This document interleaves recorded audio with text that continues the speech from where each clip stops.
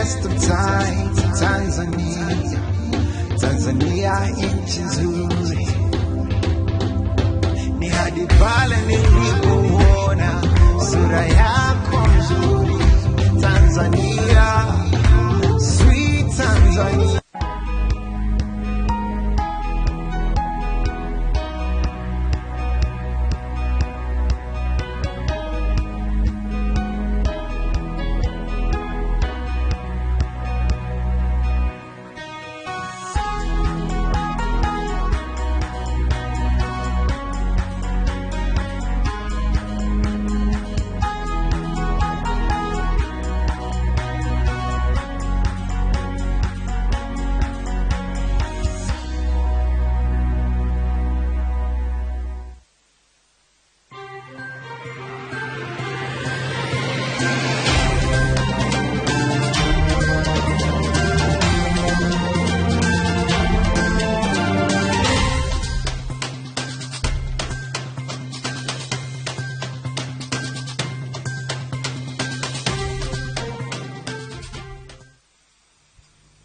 Sana na shukran sana Tanzania popote pale ulipo. Niseme asante na niseme pia tunaomba radhi kidogo kwa kuchelewa takriban dakika kama 10 hivi. Hizi tunaomba radhi kidogo kwa kuchelewa hivyo, lakini pia hakijaondosha ukweli kwamba hii ndio agenda 2020 2018. Leo tunafahamu ni siku nyingine tena, agenda inaendelea kuandika historia hapa nchini Tanzania kutoka Star TV yaliko makao makuu jijini Mwanza, Tanzania. Mimi naitwa Mtozi Alois Nyanda. Mpaka saa 4 na dakika takriban 30 hivi. Leo Ezra ananiambia ananiongeza muda kidogo, yuko sawa muda wangu uliopotea, lakini anasema si haba. Mimi niseme karibu sana Tanzania. Wiki iliyopita tulikuwa na mheshimiwa mkuu wa mkoa wa Mwanza John Mongela, na tukajadiliana kwa kina sana juu ya mambo ambayo yamejitokeza ama yanahitaji uharaka ama mengine ya kupongeza juu ya mwenendo mzima wa namna serikali ya mkoa inavyoendesha mambo yake. Tulishuhudia mjadala hapa na mimi Mtozi nilikuwa nikizungumza naye moja kwa moja. Sasa hii ikatufanya pia tujue mwaka 2015 wakati wa uchaguzi mkuu Geita pale CCM na vyama vingine vinaunda Ukawa walipita pale na wao wakatoa ahadi zao. Bahati mbaya vyama vingine vikadondoshwa na Chama cha Mapinduzi, na Chama cha Mapinduzi kikawa kimechukua dola, na sasa tunavyozungumza serikali ya awamu ya 5 kupitia Chama cha Mapinduzi ndio wanaoshikilia kwa sasa serikali, na wao ndio wenye dola. Kwa hiyo hii inatufanya sisi sote, mimi na wewe Mtanzania ambaye umeamua kuchukua muda wako kutuzama kwa sasa, kuangalia nini hasa kiliahidiwa. Mchakato wa maendeleo sasa tuko wapi na tunaelekea wapi? Kabla ya 2020 tutafikia wapi? Hatua zikoje? Hii inanifanya nizungumze na wanageita leo. Nimepita Geita, nimekaa Geita, nimezungumza na wanageita, tumeangalia hali ya miundombinu, tumejaribu kuangalia kuhusu mwenendo wa afya ya Geita, tumejikita sana kuangalia masuala ya ulinzi na usalama pale yakoje kwa sasa, biashara ikoje. Tunafahamu Geita ni moja kati ya mkoa ambao unasifika kwa kilimo cha nanasi. Vipi kuhusu Tanzania viwanda? Wanaitafsiri vipi? Ukitazama Geita ndio inaonekana kwa muonekano huo kwa sasa, na kama unavyoiona barabara zake za mji kwa kweli inapendeza sana. Hii inanifanya mimi Alois Nyanda niseme karibu sana, na tutaiangalia hivi Geita na viunga vyake vyote, kuangalia visiwa vyake, operation ya uvuvi kwa maana maeneo ya Chato na kwingine ambako ziwa Victoria limepita huko, na lenyewe pia ni moja kati ya eneo ambalo hakika tutaligusia hapa kujua serikali ilifanya nini ama ikoje kwa sasa katika hatua hizi. Tunamulika maendeleo ya mkoa wa Geita siku ya leo. Niko na mheshimiwa mkuu wa mkoa wa Geita Robert Gabriel, sio Gabriel Robert Gabriel ambaye niko naye hapa siku ya leo, na tunajadiliana naye kwa kina kuhusiana na mwenendo mzima wa serikali ya mkoa Geita. Ana miezi kama 6 tu tangu ateuliwe. Hii inanifanya mimi kuwa na record ya kuwahoji wakuu wa mikoa wawili sasa waliokuwa wana miezi 6, Adam Malima pamoja na mheshimiwa Robert Gabriel. Karibu sana. Nashukuru sana. Karibu sana kwa kuja. Nashukuru sana. Nakushukuru sana pia. Geita Mwanza sio mbali sana. haujihuji hapa kidogo kula samaki au huko kwa samaki mnazipata? Samaki za Mwanza za huko nadhani za kwetu zinakuwa nzuri zaidi huko Mwanza. Hauji sana. Unakuja Mwanza? Hapana, niko ofisini. Kazini tu. Kazi tu. Hii haikufanyi kukosa wawekezaji wengine Mwanza hivi, uhusiano, marafiki, wafanyabiashara wakubwa walioko Mwanza? Ukilinganisha Mwanza na Geita, obvious Mwanza kubwa hivi kidogo, watu wameinvest zaidi. Haikusumbui kukaa sana ofisini baada ya kuja kutembea kidogo Mwanza? Bado kulikuwa kuna mambo ya msingi lazima kuyaweka sawa. Karibu sana. Nashukuru sana. Sana karibu sana. Mimi na kiu ya vitu vingi sana. Na wananchi baada ya kusema kwamba utakuwepo hapa. Kabla sijaanza kuuliza maswali. Ndiyo. Kwa miezi 6. Naomba utusaidie kutupa picha ya mkoa wa Geita katika kila nyanja japo kwa muktasari.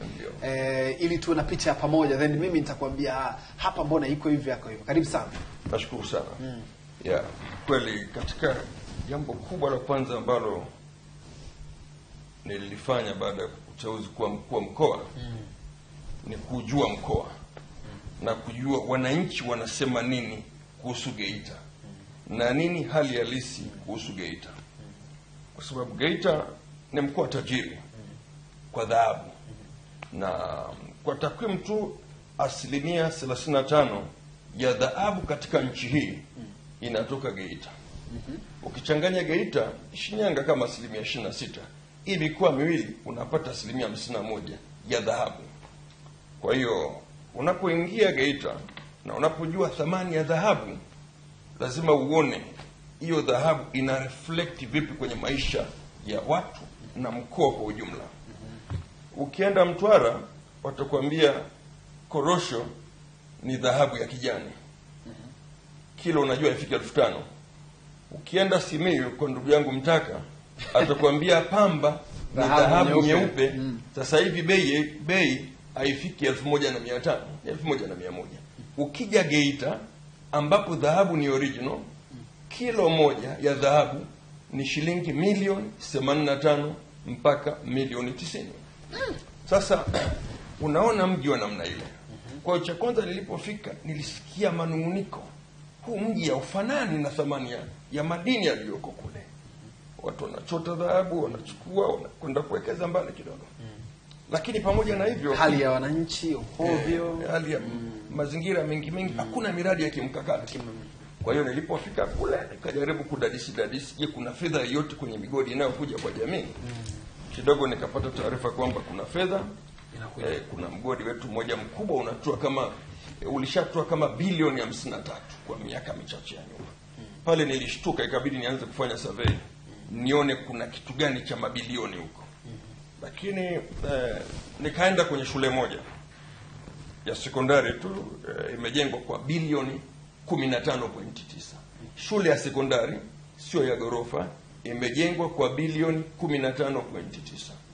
Nikaenda na karatasi yangu, mimi nimeshajenga kama mkuu wa wilaya, kwa sababu nina uzoefu na wakati na introduce nimesahau tu kidogo kwamba huyu ni mhandisi, kwa hiyo ni engineer, ni mhandisi. Kwa hiyo naomba niweke sawa your record. Nikafanya takwimu zangu za evaluation za yale majengo yote.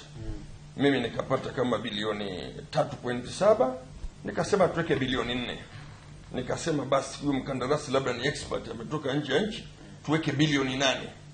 Sasa bilioni 15.9. Kwa hiyo nikaona fedha zilizokuwa zinaletwa kwa jamii, vitengo ambavyo vinatoka mgodini vina mahusiano na jamii, havikuitendea haki jamii ya Geita. Kwa hiyo nikaweka mapinduzi, lakini pia nilisaidiwa kwa nguvu na sheria namba 7 ya mwaka 2017 ya bunge, ilitungwa na bunge kuhusu masuala ya CSR, corporate social responsibilities, kwamba kwenye kifungu 105 subsection 1 mpaka 5 inatoa mamlaka sasa ya ule mgodi ukae pamoja na halmashauri waweke vipaumbele vyake, wajadiliane. Kwa hiyo tarehe 1 mwezi wa kwanza 2018 nikasimamisha matumizi yote yale ya hizo fedha ambazo yatakuja kwa jamii, ili sasa halmashauri tukae pamoja tuangalie miradi ikiwemo miradi ya kimkakati ambayo italeta mapinduzi ya kimkoa wa Geita. Kwa naweza nikasema katika sheria ile ya bunge mkoa wa Geita mwaka 2017, yes, ni mkoa wa kwanza kutekeleza matakwa ya sheria kwa kuweka mkataba. Kwa hiyo mwaka huu tuna bilioni 9.2 ambazo halmashauri zimeweka vipaumbele. Lakini pamoja na vipaumbele tulikuwa pia na tatizo jingine la ziada. Hakuna value for money ya mradi. Huko nyuma sio kwamba hizi fedha zilikuwa hazitoki, zilikuwa zinatoka. Lakini unakuta thamani kama nilivyokuambia, hiyo shule ya bilioni 4 imejengwa kwa bilioni 15.9 baada ya kutathmini. Ni tathmini ndogo tu ya kawaida, haihitaji hata ni uzoefu wa kujenga majengo. Sasa ukikuta darasa linajengwa kwa milioni 30, sehemu nyingine milioni 50, unaona tuna changamoto kubwa, tuna tatizo. Wakati darasa moja litumia tofali 1000. Kwa hiyo tatizo walikuwa ni watendaji sasa. Kulikuwa kuna watu wetu katika halmashauri wanaweka gharama kubwa na baadhi ya watu kwenye hivyo vitengo, lakini mgodi kama mgodi walikuwa kwa sahihi tu. Wameamua kuisaidia serikali, kuitupa fedha ili isaidie. Na kwenye sera zao wanasema tunataka tukiondoka baada ya mgodi, ile eneo ambalo tumefanya kazi liwe bora kuliko pale tulipoviacha. Sasa kwa mgodi ambao tangu 2004 ulianza kuwa na nguvu, kwa hiyo ni karibu miaka 14, hakuna mapinduzi makubwa katika miradi mikubwa ya kimkakati ya kijamii. Okay. Lakini miradi mingine ikiwekwa bado kuna changamoto. Okay. Unajaribu kupokea mkoa sasa, una miezi kama 6. Ndio.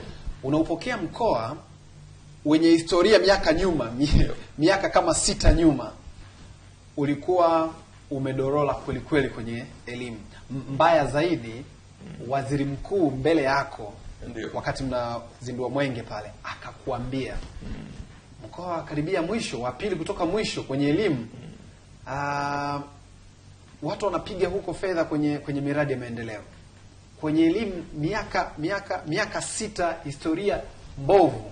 Anakuja waziri mkuu mbele yako anakuambia kwamba wa pili kutoka mwisho. Inaonekana kama elimu si kipaumbele cha mkoa kabisa kama kwa mazingira haya. Tupe picha kidogo. Nini kimetokea? Kwanza nini kimetokea na nini kimesababisha mkoa wa Geita kushuka kiasi hicho katika elimu?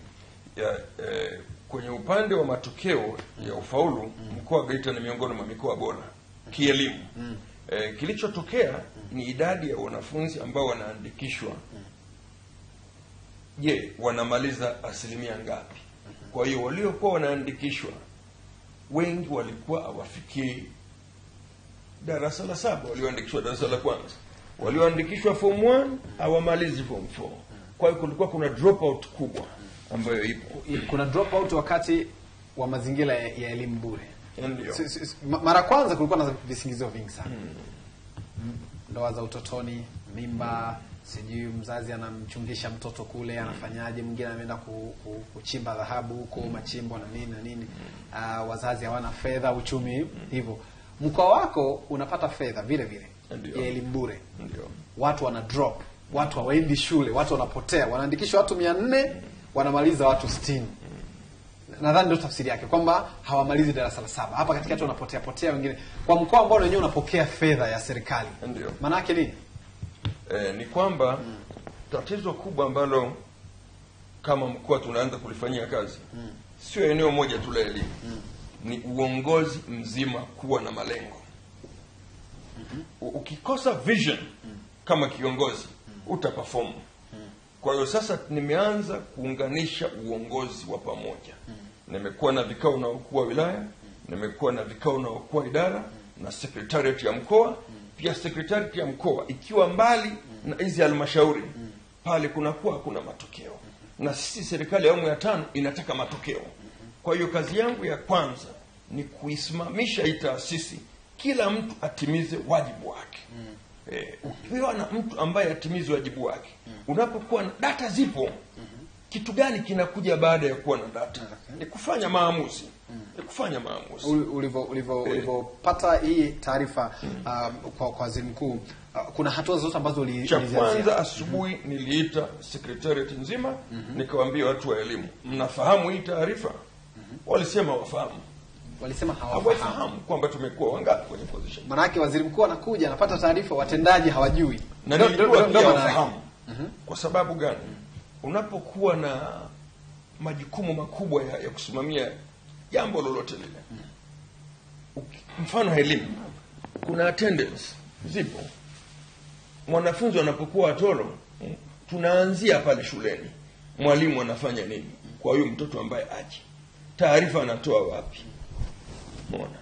Okay, anaandika taarifa, anapeleka kwa afisa elimu wa kata.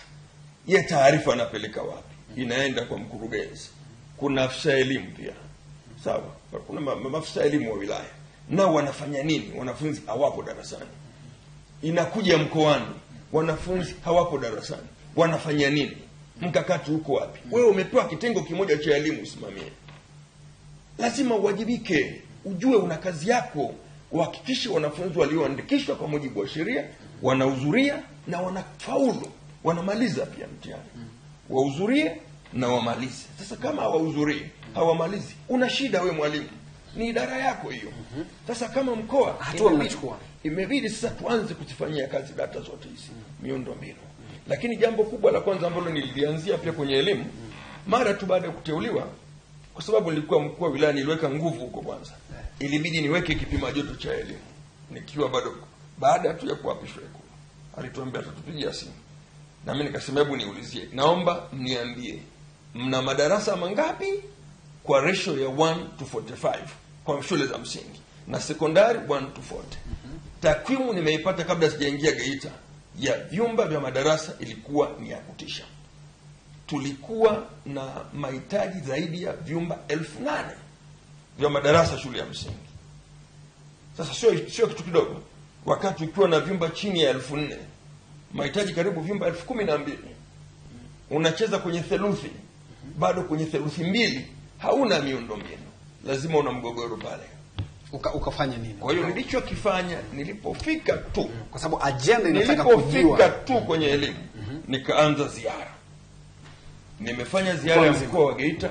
Juzi nimemaliza ziara yangu ya 3 ya wilaya zote. Kwa hiyo tumeanza harakati za kujenga vyumba vya madarasa. Tunapoongea tunakaribia vyumba 2,000. Watatuonyesha hizo picha. Vyumba 2,000 vinakaribia. Na tumeshaingia awamu ya pili. Tunataka mpaka Disemba vyumba 4,000. Mfano hiyo shule ni ya wapi? Hiyo shule iko Kasamo.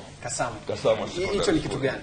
Hiyo ni shule ambayo tumeijenga kwa ajili ya wanafunzi wa kidato cha 5 na 6.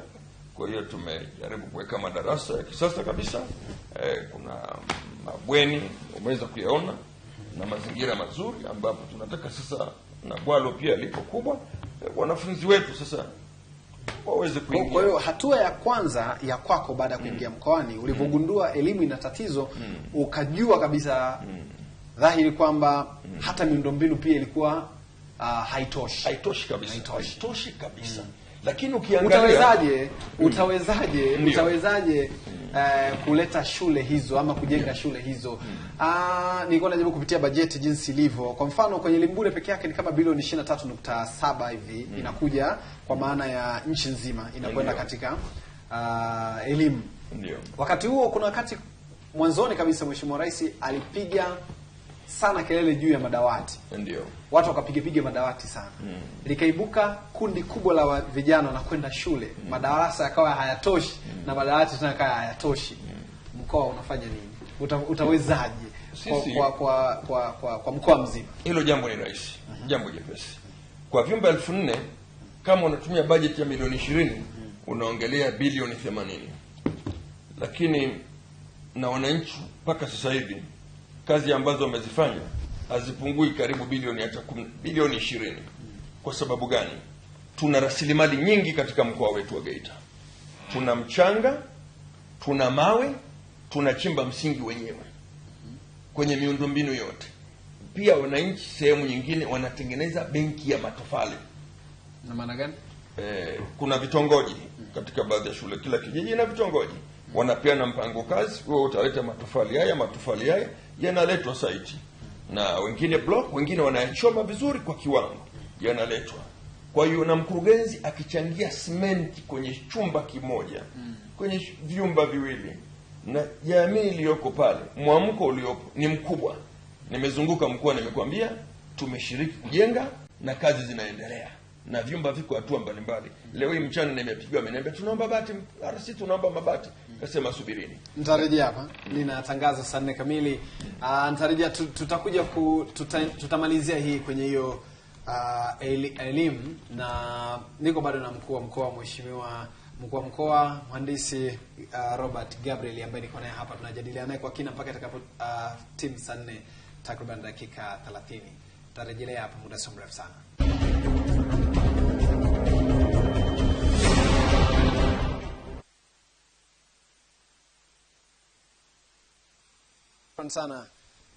Sana tumerejelea tena hapa na tunaendelea na mjadala wetu Agenda 2020. Tunamulika kuangalia nini kimeahidiwa, hatua zikoje na hali ikoje sasa, na wananchi wanasema nini.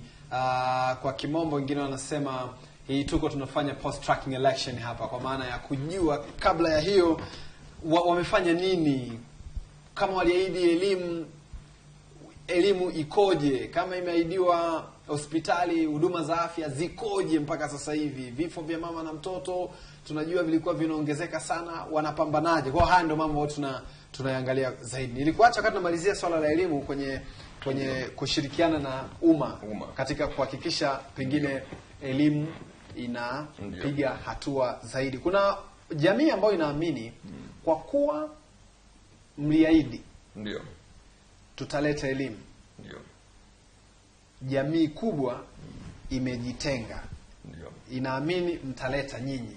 Ndio. Unavyoniambia mnashirikiana na wananchi, mnashirikianaje ikiwa wengine wanasema waliahidi wenyewe wale? Maendeleo ya nchi yataletwa na mwananchi.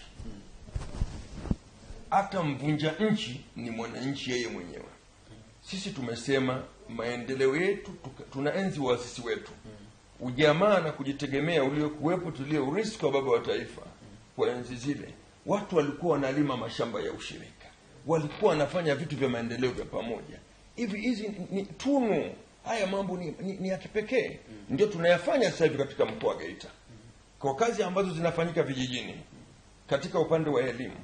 Mpaka mwisho wa mwaka huu, mwaka wa 2018, nia yetu ni kuwa na maboma ambayo tunaweza tukaanza kuyamalizia, na mengine tumeshamalizia 1400 zaidi ya majengo tuliyoyakuta kwenye upande wa miundombinu ya elimu.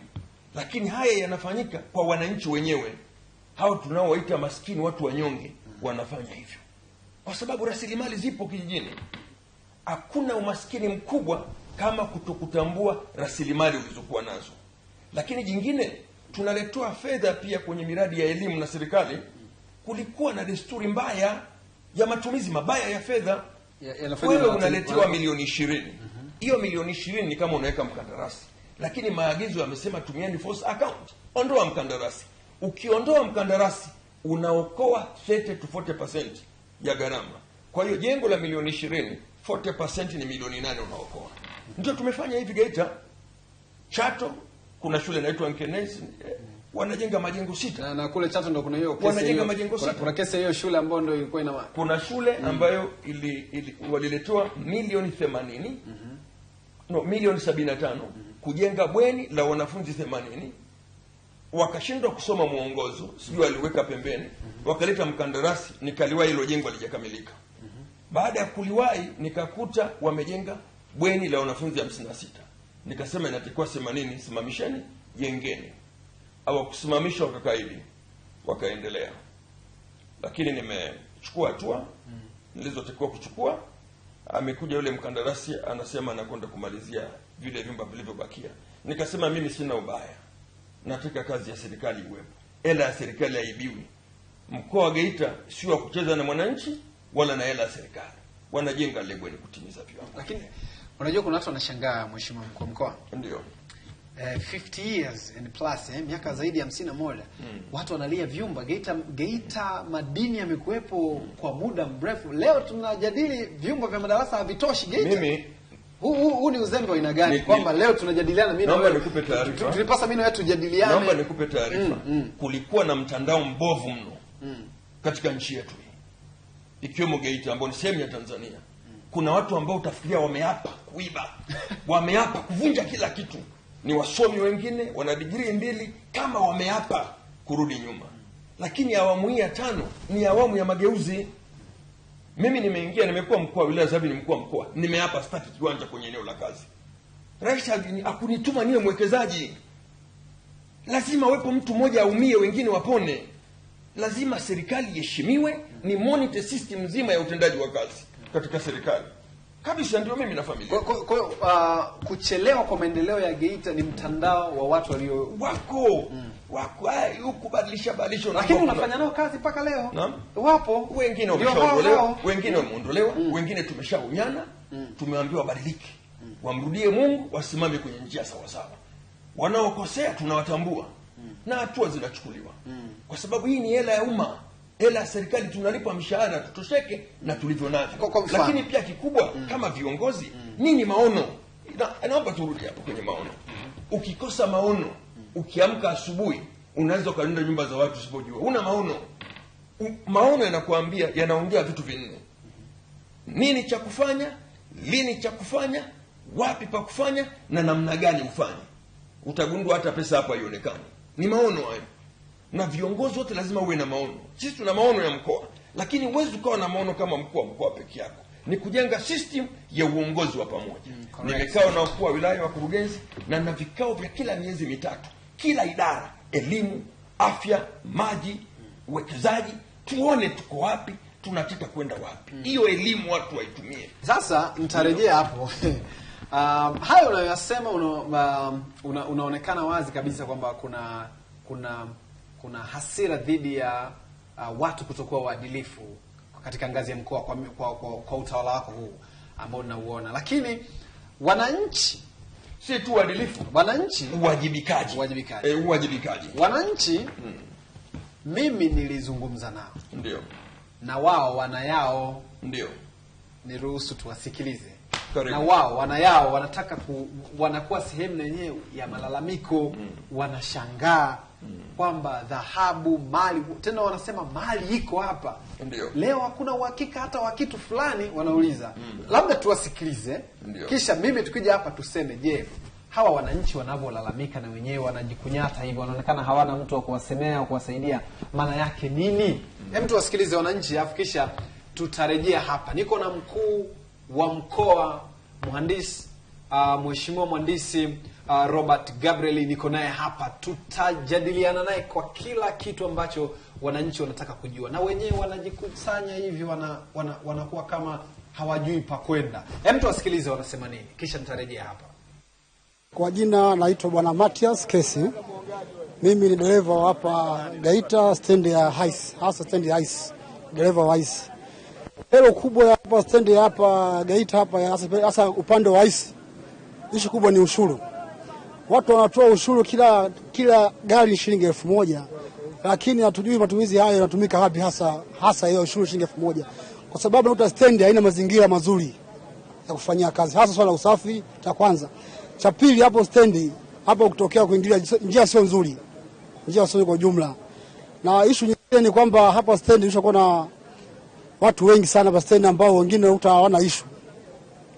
Nikikutana na mkuu wa mkoa cha kwamba kumwambia sehemu baadhi kama Mwatrore tunahangaika sana maji hatuna. Hivi analijua hili kwanza? Analifahamu. Unajuaje kama analijua? Analifahamu kabisa, kwa sababu kwenye vikao vingi wakikaa wanaelezwa haya maswala. Waandishi wa habari wanapita hapa wanaelezwa haya maswala. Yaani wanalifahamu. Kwa mfano kama hiyo barabara ya nguzo mbili ile pale. Barabara ya nguzo mbili ile pale. Ile barabara ilikuanguliwa mwaka jana. Haikuwekewa hata molamu. Ikaachwa hivyo hivyo. Juzi kati hapa barabara yani tulikuwa hatupiti mpaka uzungukie hivi center. Watu tulikuwa tupitie barabara nguzo mbili chafu na tuko mjini katikati. Haya masuala wanaelewa kabisa. Sasa nini ambacho kinawafanyisha wasije huku? Nini kinachowafanya wasije kutatua? Hata mimi sielewi, nadhani kuna hela speed. Speed ya rais wanashindwa kwenda nayo hawa chini. Alafu wana mambo yao mengi. Mfano mambo gani wanao wengi? Yaani nadhani upigaji wa hela. Hela zinapigwa hapa. Kuna hela zinapigwa kwa sababu hii Geita kama Geita. Ukitoka hapa Geita ukaenda Dar es Salaam au Mbeya, ukiulizwa wao umetokea wapi, nimetokea Geita. Umetokea Geita? Yaani heshima yani. Kwanza hapo utaanza kukuomba hata hela. Unaona, unajua huyu katoka kwenye hela. Lakini mtu ambaye akitoka Mbeya kule akija Geita hapa, anashangaa Geita ndio ovyo hivi. Hebu angalia kwanza mazingira tuliosimama hapa. Ni ovyo kweli, yani mvua ikinyesha hapa tukai, tunahamia kwenye lami kule. Kwa hiyo kuna watu waendi na viwango vya rais hapa. Yaani watu waendi na speed ya rais. Mmoja umemtaja, umesema nani vile? Mkurugenzi afai. Shukrani sana. Afai mkurugenzi, yani afai kabisa. Ila mimi rais, kwa mfano kama Mungu angekuwa ananisikia, Mwenyezi Mungu angekuwa ananisikia, Magufuli angetawala mpaka kifo kitakapomkuta. Kwa sababu gani? Anaweza, serikali anaipeleka vizuri. Yaani yuko speed na mambo yetu yanaenda vizuri, watoto wetu wanasoma vizuri, yani vizuri, yani wako vizuri yani. Sasa unasema anakwamishwa na watu? Serikali? Kuna watu wanasema wanamkwamisha? Hapana. Hao wanajikwamisha wenyewe. Huyo jamaa sisi tunamkubali toka akiwa waziri. Anaweza. Barabara hizi hapa zilikuwa zipitika, hivi zinapitika. Lakini si unasema barabara mbovu, manake bado kiwango. Barabara hii hapa, hizi kubwa zinapitika za mitaa ambazo zinamhusu mkurugenzi. Au mkurugenzi hatufai. Wanafanya mikutano ya hadhara mkurugenzi au mkuu mkoa ili kusikia kero za wananchi. Mkurugenzi anafanya mikutano na biashara na wafanyabiashara. Lakini hohehahe yani hawasikilizi, yani kama sisi wa hali ya chini hatusikilizi kabisa yani. Mimi nikitoka hapa mvua ikiwa imenyesha kwangu pale kuvuka ni issue. Wewe hujasikilizwa nini mfano ili tujue kweli hohehahe wewe? Ambazo sijasikilizwa. Kwa mfano kama mimi angekuja kama hapa stendi akasikiliza hoja yangu, cha kwanza ningemwambia tutengenezee stendi. Tuwe katika mazingira mazuri. Tunalipa, lakini tunalipa ushuru kama kawaida. Mnalipa shilingi ngapi? Ushuru hapa kila gari ikitoka inalipa shilingi 1000. Kila gari, na humu tuna gari zaidi ya 200 kwa siku. Tunalipa, taratibu zote za serikali tunazifuata. Zote taratibu za serikali tunazifuata kama anavyotaka mheshimiwa. Sawa, nakushukuru sana. Haina kingine cha kuongeza? Hamna kingine. Nakushukuru sana. Haina noma. Kwa jina mimi naitwa Stefano Kaswamira, ni mwenyeji wa Nyamirembe. Ninafanya shughuli za uvuvi ndani ya Ziwa Victoria, kisiwa cha Magafu kilichoko ndani ya kijiji cha Nyamirembe, kata ya Nyamirembe. Na mpaka dakika hii hapa tulipo tunavua uvuvi ambao ni endelevu baada ya kupata tamko rasmi la serikali kwamba uvuvi haramu hautakiwi na unatakiwa kufutilia mbali kabisa na wala usionekane. Na tunamshukuru sana Mheshimiwa Waziri wa Uvuvi na Mifugo, Mheshimiwa Ruwaga Mpina, baada ya kuwa ametamka tamko hili kwamba uvuvi haramu utoweke ndani ya Ziwa Victoria. Na watu wamefanya hivyo, tumefanya hivyo mpaka dakika hii tunavua uvuvi endelevu na samaki wanapatikana. Na baada ya kuwa tumesikia hii taarifa, tulitii amri bila shuruti, tulitii sheria bila shuruti. Tukaachana uvuvi haramu, tukavua uvuvi ambao ni endelevu mpaka sasa hivi ndio tunaovua hapa Ziwa Victoria ambao ndani ya kisiwa cha Magafu. Baada ya kusema hivyo, namshukuru tena Mheshimiwa Waziri, jana alikuwa Mwanza akiteketeza makokoro. Amesema kwamba operation ya kwanza imepita, ya pili imepita, sasa inakuja ya tatu ambayo atakuwa anatembea na waheshimiwa mahakimu. Tunamuomba kabisa mimi kama mvuvi aje wilaya Chato aone uvuvi endelevu ulivyo. Tunapata samaki na watu, naomba tuachane na zana za zamani zile za uvuvi haramu. Tuvue uvuvi ambao ni endelevu. Naam, kwa jina naitwa Bashiri Manampa Mankanga. Mimi ni mwenyekiti wa BMU wilaya Chato, maana yake Beach Management Unit. Mimi niko kwenye wito kwa wavuvi wa Ziwa Victoria. Tuseme Tanzania nzima, Ziwa Victoria. Tuondokane na uvuvi haramu. Nafikiri hata wajumbe wengine baadhi wameshazungumza. Kweli misukosuko haikosi mwanzoni, lakini sasa hivi mimi naona tuko vizuri kabisa. Hizi samaki kutoka zamani tulikuwa tunavua, na hizi mitego ambazo sasa hivi serikali inazitaka ndio imezirudisha. Hakuna kitu kigeni. Isipokuwa kitu kigeni kilichojitokeza ile kuona samaki zilikuwa zimeisha. Tulizimaliza sisi wenyewe. Sasa samaki hawachelewi kuongezeka. Mimi binafsi kipato changu na boti 11. Nikiangalia hesabu yangu ya mwezi jana nimepata kilo 1824. Sasa tutizame 1824. Jamani, ni kipato kizuri. Sipokuwa kama mwenzangu niliyomsikia anasema bei ni ya kutizama, huko siendi. Ni waombe wavuvi tuepukane, tubadilike. Mimi naona kwa pamoja, kwanza tulikuwa na zoezi moja zuri sana. Asante sana kwa maoni haya. Tumejaribu kuchanganya haya maoni kwa maana ya wakati operation inafanyika ya samaki kulikuwa na masikitiko makubwa sana. Makubwa sana. Ndiyo. Lakini naona mwenyekiti wa BMU anasema mapokeo yalikuwa mazuri kwa upande wa Chato. Kwamba anasema kila kitu kiko shwari. Kwa hiyo maana yake serikali imefanikiwa katika mazingira. Kabla sijaje Geita. Naweza nikasema serikali ya awamu ya 5 imefanikiwa mno, na hata katika mkoa wa Geita. vitu vingi, kuna mapinduzi makubwa sasa hivi ya utendaji wa kazi na uwajibikaji. Mnapoanza jambo kuna kelele nyingi mno, lakini kama jambo ni sahihi na tukaendelea na msimamo, baadaye wananchi wanapata matunda makubwa. Nimeona mfano yule amejitaja anaitwa Bashiri Mwanampa, huyo mwenyekiti wa BMU. Ndio. Anasema wazi kabisa kwamba anatoa wito mpaka kwa wenzake. Anasema mimi amepata kilo kadhaa pamoja na kutumia nyavu zilivyo. Kwa maana yake elimu imepenya, na mimi kama mwendesha mjadala wa agenda na agenda yangu ni kuangalia wapi mmekwama, wapi mnakwenda, ni wapongeze pia kama mmefanikiwa. Hayo ni mafanikio makubwa, lakini operesheni hii ni endelevu. Japo kuna wakati ilikuwa na dosari, nyanyasa watu, wanataja wanapigwa faini na nini. Lazima uwe na sheria. Faini ni taratibu za mtu anapokiuka taratibu, ndio haya yanayokuja ambayo wengi hawakuyatarajia. Lakini cha msingi kuwe na nidhamu katika kutii sheria katika maeneo yote mbalimbali. Nashukuru sana. Sasa nimeanza na wewe huko. Sasa turejee sasa mjini Geita. Ndio. Hoja mwananchi umeisikiliza. Nimesikiliza. Ana hoja mbili. Ndio. Tatu.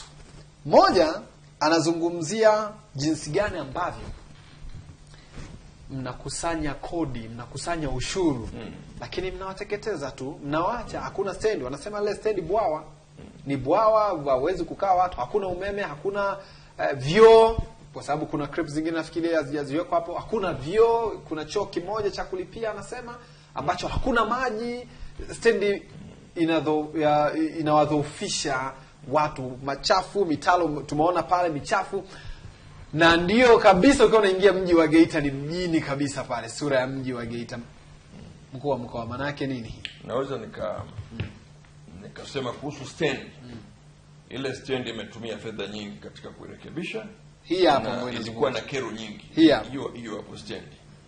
Japokuwa kwenye vyoo huko sikupata taarifa kamili, lakini naamini tayari kuna management, na ndio maana kuna vyoo vya kulipia pale vipo, kuna utaratibu huko. Na kipindi hiki kulikuwa kuna mvua nyingi sana, eneo lile liko bondeni na kwenye maeneo ya milima. Kwa hiyo maji na uchafu katika kipindi kifupi hiki haya yametokea, lakini tunajenga stendi mpya kubwa. Kwa hiyo unaweza ukaona kama wanaweza kusema stendi ile kidogo imetelekezwa. Tunajenga stendi ya kimataifa katika mkoa wa Geita. Sasa hivi ni mpango wa sasa? Ni wa sasa hivi. Ama ni mpango wa baada ya 2020? Ndani ya mwezi mmoja ujao. Geita ina miradi mingi ya kimkakati. Kuna stendi mpya tayari, mshauri elekezi ameshatafutwa. Kwa hiyo kuna zile gharama zilikuwa zinaangaliwa kidogo ziendane na uhalisia. Nimeangalia tena stendi hiyo itakuwa na mpaka maeneo ya maegesho ya baskeli, ya pikipiki, ya bajaji, gari kubwa ndogo. Ni stendi ya kipekee ambayo itakuwa na watu wote. Kwa hiyo tayari hiyo iko kwenye hatua. Tunajenga pia soko la kimkakati kwa mapato ya ndani kubwa kabisa pale Geita. Kuna soko pale mjini pale. Pale mjini. Okay, watatuonyesha. Kuna soko ila hapo unaweza. Ambalo na hivi vibanda waliokuwepo hapa tulioweka nje pembeni na orodha yao, na nimeipeleka mpaka TAKUKURU kwa kumbukumbu, mafaili yasipotee.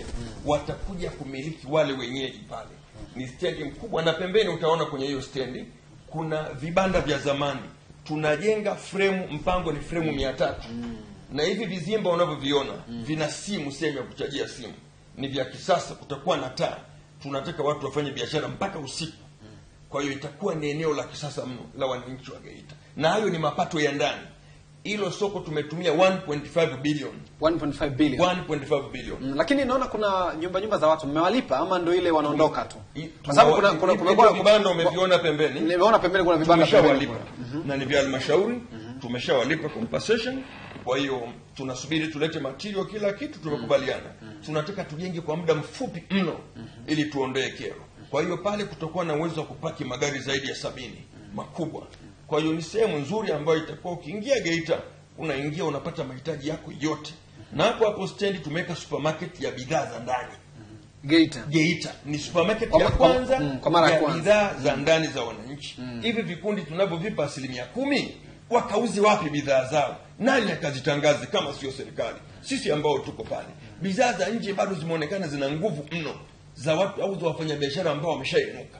Sasa sisi tumesema hapana. nataka nitangaze bidhaa zote za mkoa wa Geita. Mchele chapa Nyang'wale, chapa Mbogwe, chapa Nzera, chapa Chato, unga sembe Chato, na mchele sasa hivi tuna mwingi. Grade 1 mpaka shilingi 1000 unapata Geita chakula. Tunataka hizi supermarket ijae vyakula, sabuni, mafuta kujipaka, mafuta kupikia, vyombo, vitu vyote vya wananchi wa mkoa wa Geita. Na tutampa muuzaji bure mwaka mmoja ili tukuze bidhaa.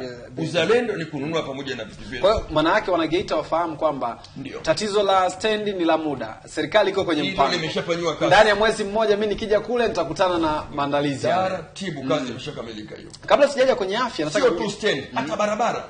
Pale mjini kazi zinafanyika kubwa za barabara. Kabla sijaingia kwenye afya. Ndio. Nataka nataka kujua mnalima mananasi sana. Ndio. Sikusikii kwenye maelezo yako, na hata nimejaribu kufuatilia, nilikuwa nasoma baadhi ya vitu, najaribu kuuliza wananchi pale. Tanzania viwanda naona wewe iko kushoto sana. Kwa nini? Tunataka kujua mpango, kwa mfano mananasi yale mnapeleka wapi sasa? Katika mbegu ya nanasi ambayo inalimwa pale Geita. Sio mbegu ile ambayo ina ushindani mkubwa wa kimataifa. Una maana gani? Kwamba kuna aina ya mbegu MD2 ambayo ilikuwa inafanywa utafiti ambayo ndio inatakiwa kwa soko kwa ajili ya ukishafanya production kubwa ya nanasi inabidi utengeneze concentrate ambazo baadaye unaziuza, zinaweza kutumika zikapata soko kubwa la ushindani. Lakini pamoja na hivyo nanasi zile zinauzika na zinatoka hata nje ya mkoa wa Geita. Kwa hiyo tayari kwenye upande timu ya kilimo kwa kushirikiana na taasisi husika zinazofanya utafiti tumeshakubaliana uwekwe mpango wa haraka wa kuhakikisha mbegu bora yenye ushindani katika viwanda na yenye masoko makubwa iweze kupandwa pale. Kama ninavyosema, kila kitengo inabidi kupanue wigo. Geita viwanda, Geita ni dhahabu, lazima tuongee ukweli. Kila mkoa una peculiarity, una vitu vya kipekee sana. Geita huwezi kuitenganisha na dhahabu. Na ndio maana pia si kama mkoa tumefikia kwenye viwanda, upande wa viwanda umesema. Tutakuwa na maonyesho ya kimataifa ya teknolojia ya uchimbaji wa dhahabu. Tunalenga wachimbaji wadogo wadogo wapate teknolojia nyepesi na gharama iliyopo, na pia wapate skills kuhusu usalama pia na chemicals zinazotumika. Kwa hiyo mwezi wa 9 tumepanga kuwa na maonyesho hayo makubwa. Lengo ni kuanza kupromote wale wachimbaji wadogo wadogo. Na kuna maeneo maalum ambayo yameshaanza kutengwa. Tumemsikia waziri wa madini akiyatangaza na utaendelea kutangaza maeneo maalum kwa ajili ya wachimbaji wadogo. Wale hawana mitaji mikubwa kama migodi mikubwa. Wanahitaji watumie teknolojia nzuri nyepesi ili waweze kupata migodi. Kwenye hoja ya mwananchi moja, kisha utupe picha ya afya. Huduma za afya pale, na kuna wakati Geita kwa kuna malalamiko ya hata mama mjamzito anatozwa fedha na ombwa hela ya kujifungua, anafanyaje, wazee, mazingira hayo tunataka kupata picha pia hiyo kwa sasa Geita ikoje. Lakini kuna hoja yule mwananchi alikuwa anazungumza kuhusiana na watendaji. Kamgusa mkurugenzi wako? Kitu ambacho kipo ni kwamba wananchi wanahitaji majibu. Ndio maana nilimuuliza wanaenda kwenye maoni, asipopata jibu anaweza akachagua jibu analoliona yeye linamfaa. Lakini nani anapaswa kuwapa majibu? Nasema mwananchi asipopata majibu atatoa jibu lake analoliona, mtazamo wake anavyoweza kuona yeye. Lakini tuna jitihada kubwa zinafanyika pale katika halmashauri. Nami jicho langu naliangalia katika upande wa zaidi kwenye barabara ambazo zinalalamikiwa. Na kweli nimekuta kuna changamoto, wakandarasi wanachelewa na ni wazawa, wakikosa kazi wanalalamika. Kwa hiyo kuna uwajibikaji. Shida kubwa ni uwajibikaji wa kila mtu kwenye ofisi yake. Lakini kama mkoa tumeshaanza kuwa na maelekezo, kuelezana, kupeana mpango, kufuatilia na kuweza kutatua kero mbalimbali za wananchi. Sawa, nashukuru sana. Mheshimiwa Mkuu wa Mkoa, nataka kuna maswali mengi sana lakini anyways, niambie kwenye huduma ya afya. Ndio. Tunataka hiyo picha huduma ya afya. Kwenye huduma ya afya mliahidi pia. Lazima 2015 mliahidi. Lazima nikupe picha ambayo niliona kabla ya kuingia Geita. Nilikuta tuna 23% ya zahanati kila kijiji katika mkoa. 23%. Lakini nilipoingia kama nilivyokuambia, nilikaa na uongozi wote wa mkoa pamoja na chama ambacho tunatekeleza ilani. Hatutaki tuulizane serikali imefanya nini. Sisi na chama tunakwenda pamoja kutekeleza ilani hii, na huwezi kuamini hapa tunapoongea mwezi huu wa 5 2018 vijiji vyote vya mkoa wa Geita vinakwenda kumaliza vijiji vyenye maeneo ya zahanati vinakwenda kumaliza kuchimba msingi wa ujenzi wa zahanati kwenye kijiji. Vijiji ambavyo havina vitatafuta eneo, na bado vinatafuta, vingine vimeanza kupata, hata mimi tumesaidia kupata eneo. Lengo letu mwezi wa 6 tusiwe na kijiji ambacho hakina eneo. Disemba kijiji cha mwisho kiwe kinajenga msingi katika zahanati. Kwa nini tunasema hivi? Unapokuwa na 20% ya upatikanaji wa huduma ya afya, hata ukileta bima ya afya, mtu hana uhakika kupata matibabu katika vijiji. Lakini nia ya serikali ya awamu ya 5 ni kutatua kero za wananchi kwa nguvu zote. Kwa hiyo katika mkoa wa Geita, serikali ya awamu ya 5 imekwenda kwa spidi kubwa mno. Tuko kwenye maboma yote ambayo tumeanzisha, kama yanakamilika tunakaribia 80%. Moja ya vijiji ambavyo vilikuwa vinasumbua sana ni Geita vijijini. Huko ndio kwa huduma ya afya ilikuwa shida kidogo, hata umeme, wakati mwingine miundombinu, barabara kama hazifikiki. Lakini ndio Geita, achana na Geita mjini, Geita vijijini ndio wana matatizo makubwa sana ya hospitali. Nimetoka vijijini, wiki iliyopita nimemaliza ziara yangu ya 3 ya kijiji kwa kijiji, na kila siku nilikuwa nakwenda vijiji zaidi ya 3. Hali ikoje? Tunachimba msingi, wananchi wamejitolea kujenga, wananchi wamejitolea kuwapa mafundi vyakula, watu wamejitolea, wengine kilo 1 ya mchele, nusu kilo ya chumvi, mwingine mbuzi, mwingine kuku. Karibu vijiji vyote nilivyokwenda, simenti imetoka, mkurugenzi ametoa, na tumeacha kazi zinafanyika kwenye mkoa mzima wa Geita. Hii ndio picha halisi nakwambia kwa Geita. Watu wana kiu, walikuwa wanasubiri twende tuamue tufanye wote pamoja. Kuna uongozi wa mkoa, kuna uongozi wa chama mkoa, kuna uongozi wa wilaya, chama wilaya, kuna uongozi wa chama kwenye kata, kuna watendaji wako kwenye kata, kuna uongozi wa kijiji na halmashauri yake. Kwa hiyo tumeweka leadership yote pamoja kwa nia moja, kuleta maendeleo, kujenga huduma ya afya. Hatukubali kifo cha mama, kifo cha mtoto, kifo cha Mtanzania kwa sababu tu ya huduma ya afya. Tunaongelea miaka 57 ya uhuru. Tunasema sisi kama Geita, masuala ya huduma ya afya zahanati katika kila kijiji, kwa 2020 iwe historia. Mungu atatusaidia. Kwa hiyo kuna changamoto zitakuwa mbalimbali, lakini tunaangalia uongozi wa mahali kwa mahali, tunazidi kutiana kwa hamasa, tunazidi kuzunguka mpaka tuzoee. Haya ni mazoea. Hiyo ni moja kati ya hospitali ambayo ndio ina tatizo la umeme. Hiyo haina tatizo la umeme, bali kuna majengo mapya ambayo yako tayari kupewa umeme muda si mrefu. Ni hospitali, kituo cha afya Nzera. Hicho kituo cha wapi? Kituo cha afya Nzera kiko Geita vijijini.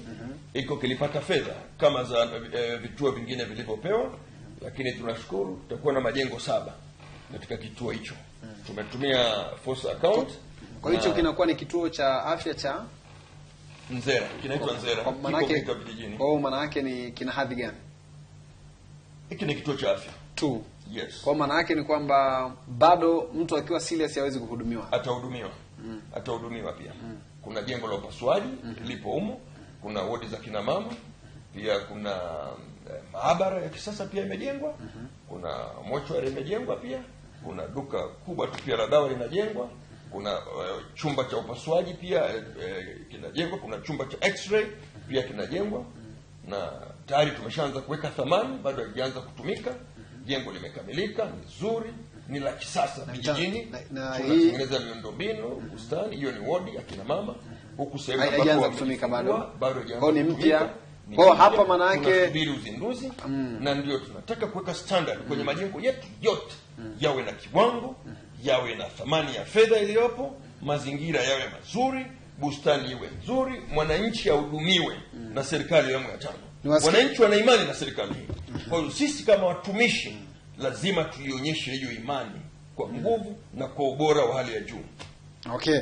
Sasa naomba nitoe fursa pia kwa wananchi. Karibu. Na wenyewe mimi nimeuliza maswali yangu. Ndiyo. Nimeuliza jinsi ambavyo nimeona na jinsi ambavyo majibu yametakiwa. Angalau niulize maswali.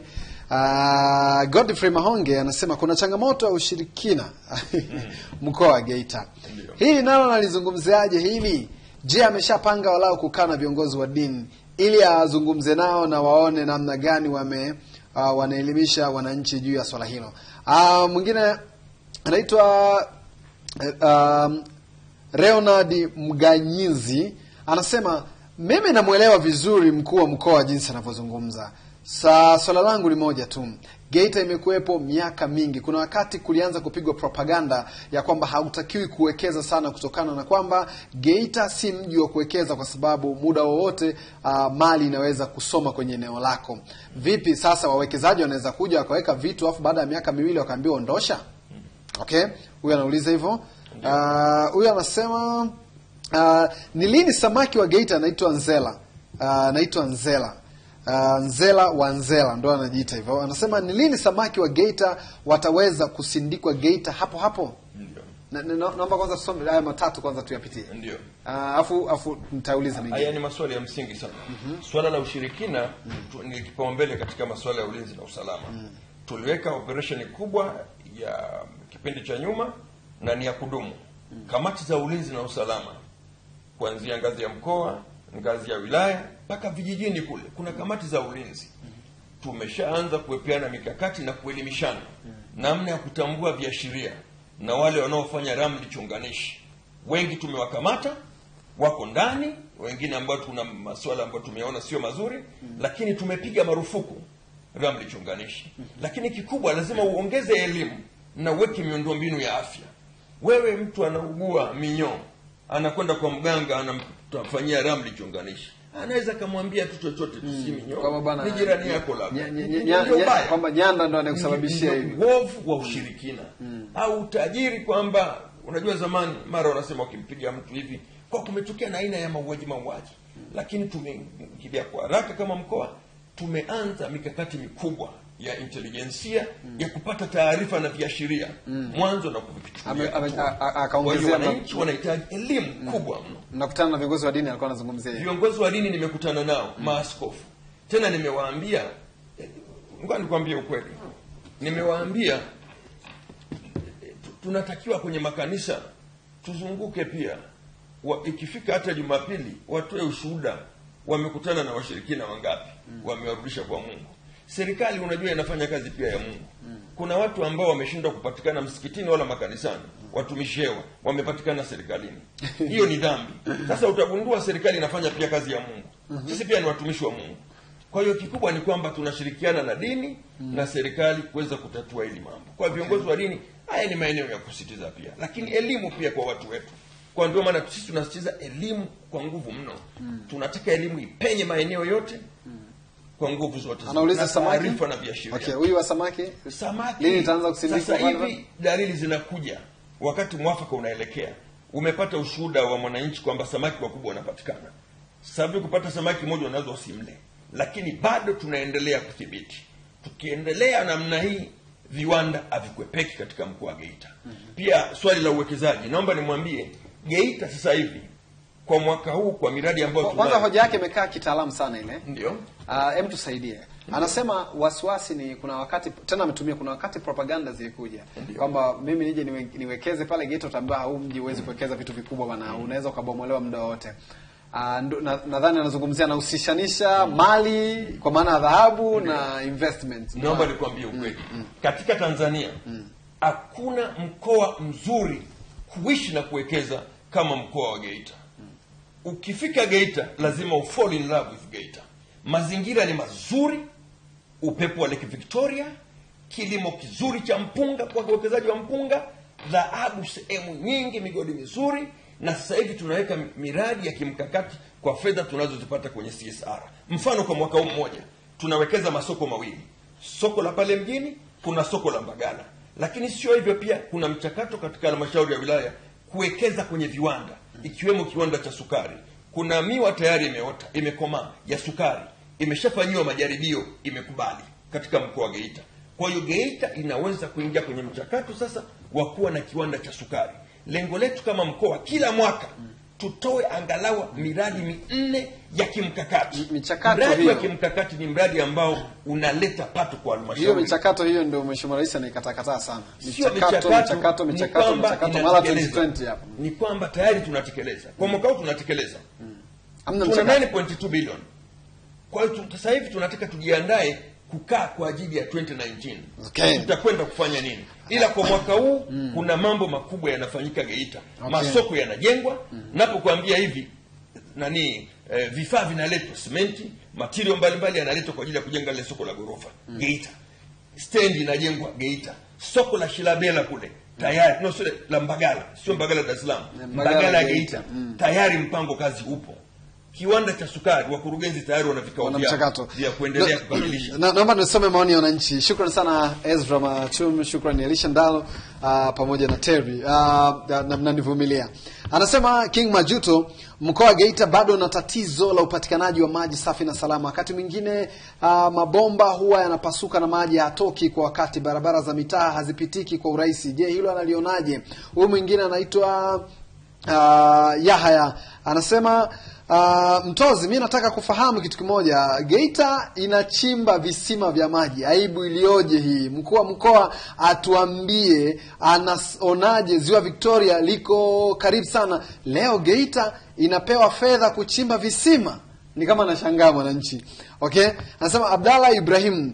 Okay, sawa, shukrani Abdalla. Anasema huyu anaitwa Baluka Anton. Je, ni kweli kuwa Geita ni mkoa maskini na hata ufaulu wa darasa la 7 ni mdogo? Je, kwa nini na mkakati gani mkuu wa mkoa? Haji Nondo anasema mimi siulizi swali na waangalia tu. Okay, huyu Vincent Konyagi anasema kwa nini Geita iko chini kimeendelea wakati kuna migodi mingi? Anauliza hivyo. Huyu anaitwa Fadiga Ali. Kipindi cha wakuu wa mikoa. Tunashukuru sana, tunapata maelezo. Hamadi Mohamed Baraka anasema shukrani sana, na tunataka lugha ambayo imefanana na hadhi ya Utanzania. Anasema Tamankila Lugaya, mkuu mwambie bado kuna mauaji ya kishirikina. Nadhani amelitolea ufafanuzi hilo, amelimaulizwa na mtu mmoja anaitwa Mahonge pia.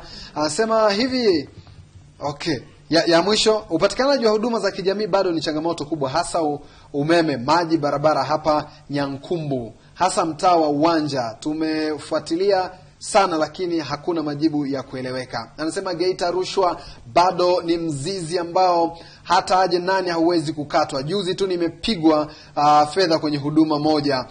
Ni masikitiko makubwa. Geita na rushwa ni kama baba na mwana. Tuanzie sijui wapi mwadeke. Tuanzie la maji. Nakubaliana na huyu ndugu aliyesema. Geita haina shida ya maji. Maji yapo Lake Victoria. Bali unapokuwa sasa na designing ambazo ni mbovu, unapokuwa na mikataba ambayo haijanyoka, inaleta changamoto. Lazima niseme ukweli kama mtumishi wa serikali katika mkoa. Tumeshaanza mikakati ya kiawamu ya 5. Kuna maandiko tumeyatoa ya kuleta maji kwenye Lake Victoria, chanzo cha maji kutoka Ziwa Victoria. Kuna maandiko ambayo tayari yako. Kwa hiyo unasema hii ni ahadi. Kwa hiyo tunaondoka huko. Kwa hiyo ni ahadi. Sio ahadi, ndio mchakato wa pili unakwenda utekelezaji. Lazima ujifunze katika hali halisi. Kwa hiyo naweza kuambia Geita itakuwa ni historia kwenye maji. Kwa hatua ambazo tumezichukua. Shida sio maji, ni vyanzo.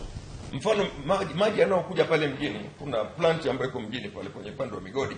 Tunataka tuongeze ile treatment plant iwe kubwa, to double capacity. Ndio mpango ambao uko sasa hivi. Kwa hiyo maji yataanza kuja kwa wingi. Lakini kuna miradi mingine ilikuwa ina changamoto katika wizara. Mwenyewe umesikia maamuzi makubwa yaliyofanyika ya kutoa kitengo kile cha idara ya maji katika halmashauri zetu. Wizara iwajibike moja kwa moja. Hayo mambo sio madogo yaliyofika kwenye upande huu. Lakini nataka ni watoe hofu wananchi. Serikali imeliona hilo kabla wao hata hawajalifikiria, na tayari majibu sahihi yanakwenda kutekelezwa. Tunakwenda vizuri kwenye upande huu. Upande wa rushwa, naomba nikupe taarifa. Kama wewe unasikiliza vyombo vya habari na magazeti, Geita tunaongoza kukamata watu wa rushwa. Yaani maana yake hoja yake ni kwamba nakuelewa. Rushwa pale ni kama baba na mwana, akasema. Ndio maana mnaongoza kuwakamata. Maana yake ipo. Hapana. Unapotoa uchafu mwingi kwenye nyumba yako, ujue nje ukiona uchafu mwingi, ujue ndani kunazidi kuwa kusafi. Lakini ukiona kama nje hauna mchafu, lakini baadaye unatoka kidogo kidogo, lazima ujue nyumba yako bado inahitaji nguvu ya ziada kusafisha. Kwa hiyo unapotoa rushwa ni jambo kubwa kabisa. Mimi namba zangu kila nikienda ninazigawa. Ni watu wakishapata dalili za rushwa wananitafuta. Wiki ya mwezi uliopita tumekamata huduma upande wa afya, upande wa watumishi wa mahakama, na tayari wengine wameshafungwa. Sheria zimechukua mkondo wake. Watu wasikubali kutoa rushwa, waendelee kuamini kupokea huduma. Kuna jingine pia naona aliuliza kuna moja ula kipindi je, ni kweli kuwa Geita ni mkoa maskini na wa ufaulu wa darasa la 7 ni mdogo? Je, ni kwa nini? Ufaulu kuna tofauti. Kufaulu tunaongoza. Sisi mwaka jana tumeongoza. Tumepokea wanafunzi wengi baada ya Dar es Salaam, mkoa wa Geita. Kutoka shule ya msingi. Umefaulu wengi. Na umaskini? Shida ilikuwa ni dropout. Umaskini inategemea unasema nini kuhusu umaskini. Unazungumzia nini kuhusu umaskini? Mkoa wa Geita ni tajiri. Ajira. Mtajiri. Anazungumzia labda ajira. Kuna fursa za kilimo. Pamba inakubali Geita. Mpunga umekubali mno kweli kweli. Nimezunguka mimi mkoa wote. Kila mtu ana chakula. Kama nimekuambia nimezunguka wilaya zote wiki iliyopita tu. Vijiji vyote vinawalisha mafundi wote. Mchele saizi kilo moja shilingi 1000 kwa kwenye baadhi ya vijiji. Nilikuwa Nyang'hwale kilo 1000 wameniambia. Kilo shilingi 1000. Viazi vinakubali Geita. Miogo inakubali zao la mhogo. Dengu zinalimwa Geita. Ufugaji unakubali Geita. Mazao ya nyuki yanakubali Geita. Fursa zimejaa Geita. Mdango utoshi. Nimetembelea mimi wafanya biashara wa mazao ya kilimo. Mmoja anasomesha watoto India, mwingine China. Wamepeleka watoto nje, anakuambia mimi na fursa hapa. Zipo. Karibuni Geita, mimi nawakaribisha wawekezaji waje Geita. Hakuna urasimu kwa mwekezaji kuja Geita. Sasa kuna namalizia. Sasa ila la urasimu huyu mmoja anasema hivi, ni maswali mawili. Ndio, lakini kuna mtu wa juu na wa chini. Kauliza. Anasema nimekuwa mgodi wa Nyamongo North Mara Gold Mine. Nimeona tenda nyingi za mgodi wanapewa wazawa. Je, mheshimiwa mkuu wa mkoa ana mkakati wazawa? Je, mheshimiwa mkuu wa mkoa ana mkakati gani ili akazungumza Anglo Ashanti ama GGM inufaisha wazawa? Lakini wa chini yake akasema migodi hii tenda hata za kuuza kuku wanatoa Afrika Kusini. Wanakinzana.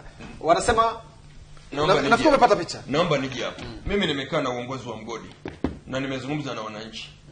Kuna mwananchi pale ambaye ana mashine ya kutengeneza mpunga.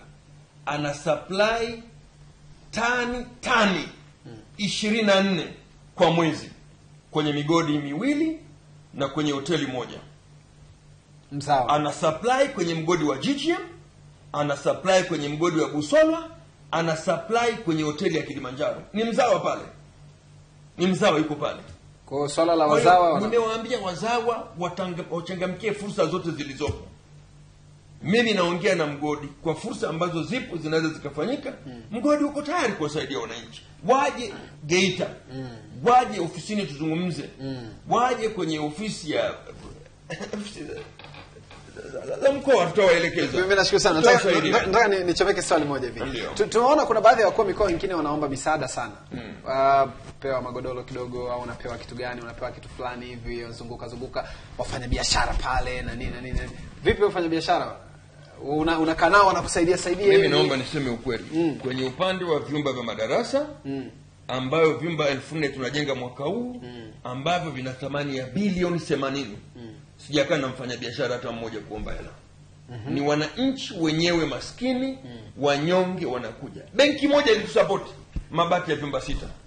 Lakini kazi kubwa inafanywa na wananchi wenyewe vijijini. Kwa maana yake wafanya biashara wewe bado sijawaambia wafanya biashara.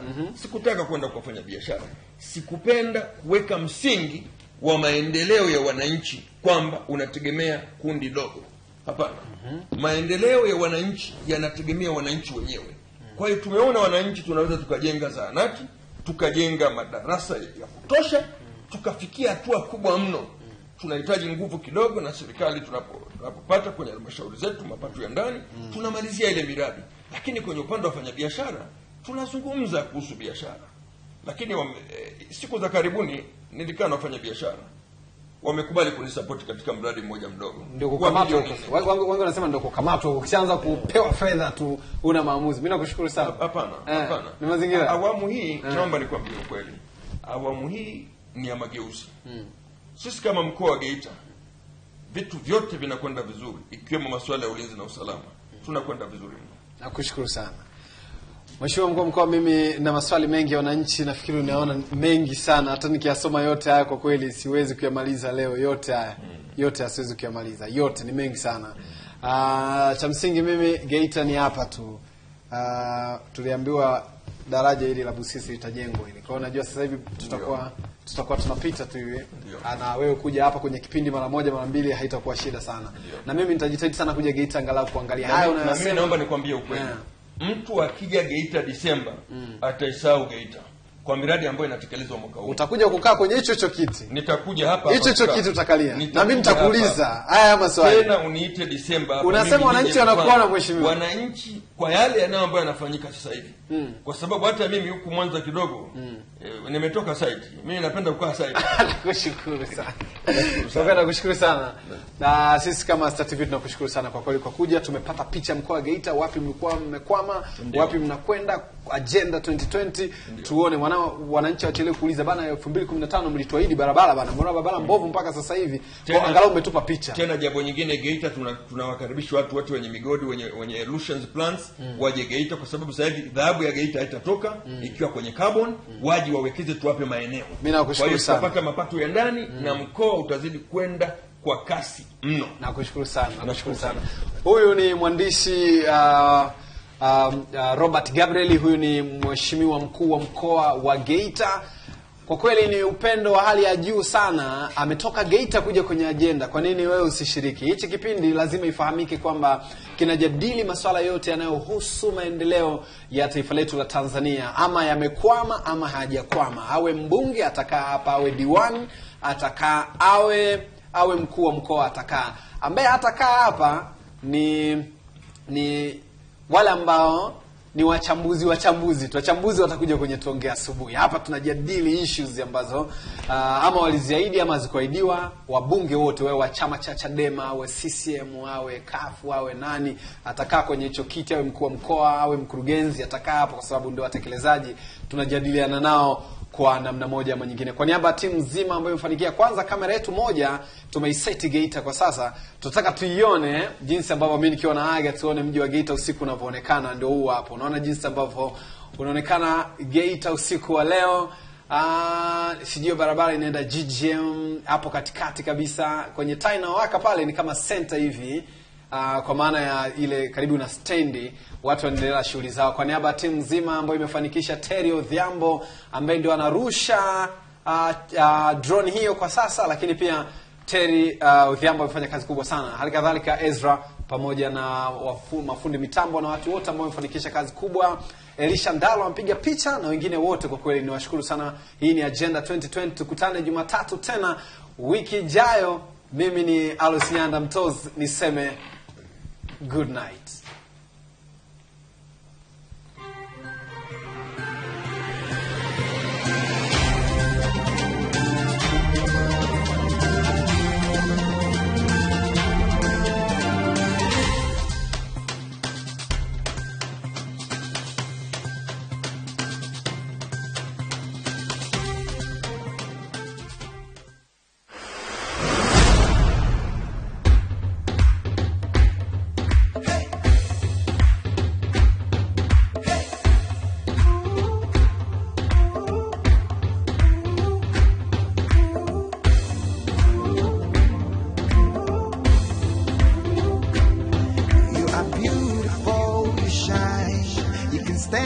Test of time,